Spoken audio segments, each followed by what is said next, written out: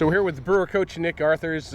Nick, I wanted to talk to you a little bit about having the opportunity to coach with your dad, have him as a member of your staff. How long was it after you were hired at Brewer that you thought about maybe he might be a good addition? Well, I mean, both times, both at Old Town and here, going into an interview, right at the end of the interview, one of the last questions they were asking me is your dad going to be on the staff as well? So, you know, not much of a thought, or not too long of a thought comes to mind when asking my dad to be on staff. I mean, he's been an unbelievable coach in his career, and you know, he's someone that loved to be around. The kids love being around him.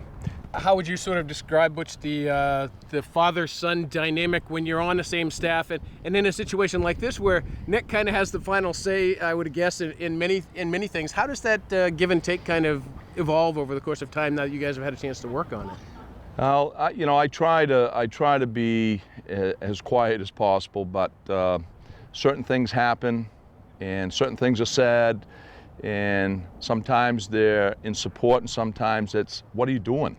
And most of the time, he's made a good decision. A couple of times I've been right, and so I kind of gloat about that. I'm walking up the sidelines with the headset on, and he's always right there behind me. And if I have a suggestion on a play, he's always right there to either back it or contradict it. So I mean, he's just a good person to have around.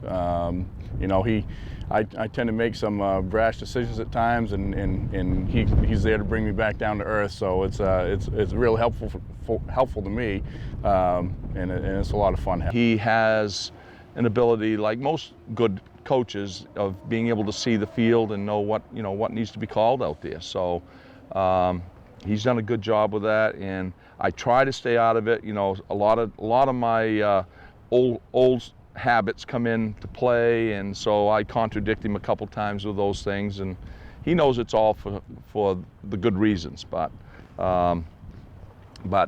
you know, it's been good. Might get upset with him every now and then because he doesn't like my way of thinking at times, but you know, for the most part, there's no problems at all, and you know, I wouldn't want anybody else right there behind me helping me out. Nick's pretty fortunate with the staff he's got here. He's got a lot of experience. You know, when you think of Dennis Kyer and Dana Corey, been around, and his young coaches are also great coaches.